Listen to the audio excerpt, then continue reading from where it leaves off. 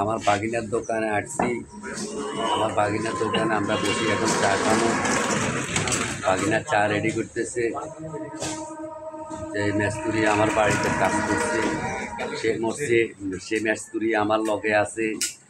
সে মেস্তুরিরে আমি এখন বলছি ভবিষ্যতে পাশ করতে কাজার করবে না, সুন্দর মানুষের সাথে আচরণ দিবে, সুন্দর কথা বলবে, সুন্দর ভাষা দিবে, তাহলে একজনে মায়া করব, মমতা করব। সামনে রমজান মাস, রোজা থাকবে, 5 ওয়াক্ত নামাজ কালাম পড়বে, আল্লাহকে ডাকবে, আল্লাহ তোর ব্যবস্থা করবে।